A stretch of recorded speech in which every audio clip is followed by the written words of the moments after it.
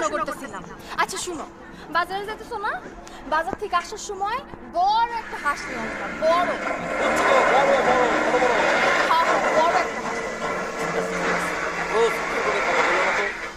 আমি শুনি, সবই শুনি। তুমি তো কানে একটু কম শুনো না, এই কারণে বারবার বলতে হয়। বাবারে, তুই দেরি করে বিয়ে করছিস দেখে খালি কথা কথা খোটা দাও কেন? আহারে বাবা, আমি তোমার খোটা দেই নাই তো, মাইনাই নিছি।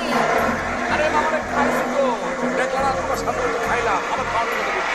আচ্ছা ঠিক আছে, যাও তুমি যাও, তুমি বাজারে যাও, আর বাজার থেকে বড় একটা হাঁস কিন্তু অবশ্যই নিয়ে আসবা। যাও।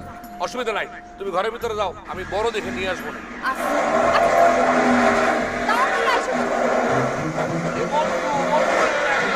মন্টু তো গেছে বা ইয়েতে ঢাকা। আরে আমি মন্টুর কথা বলি নাই, আমি বলছি তুমি তাড়াতাড়ি আইসো।